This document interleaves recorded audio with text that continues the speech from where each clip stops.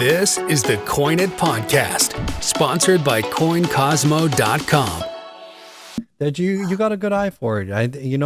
How's your whole approach to grading? Because I think you have you focused in on one type and then you gotten really good at that. I mean, was that your focus, or do you have certain things that you look for in terms of coins in general? How is your unique approach to grading? Because everyone, I think, has their own eye for it and things that they look for, and it seems to vary depending on the type.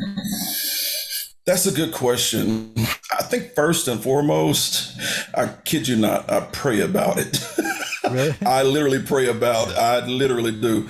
I ask God, I'm like, God, please help me to improve my eye for coins. Anything that we want to excel in, I feel like, I'm a believer in Jesus Christ. So I pray and I ask God for guidance, and he has helped me out tremendously. We're all blessed with certain gifts, and some people are better at some things than others. Mm-hmm. And then there are some of us who just really aren't good at very much at all, and we have to pray and ask God for a miracle. I'm one of those people. So after I pray, I study, I do some research, and I've learned about the components of grading. Of course, we know what those are, which would be strike, surface preservation, luster, and overall eye appeal. Right. And just knowing what makes a coin a good coin versus one that's just absolutely outstanding. And what I've discovered over time is just even without the use of a loop, if I look at the coin, does it do anything for me? Right. If I look at the coin, whether it's raw or in the plastic, do I spot bag marks? I look for surface preservation first and foremost. Especially in the field. And yes.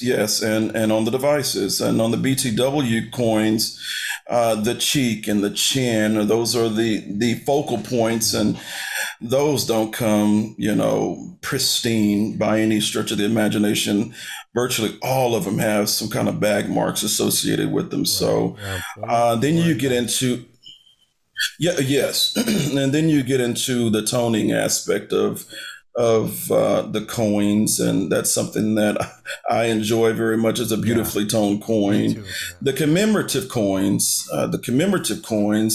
they come nicely toned, and I think that's because they weren't really used much for commerce.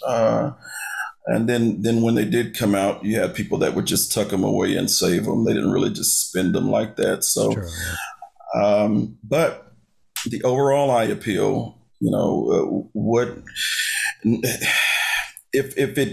I try to put myself in the grader's position, once it gets to the first base, second, third, and then eventually to the finalizer, what's 1 through 3 or 1 through 4 going to say when they look at the coin.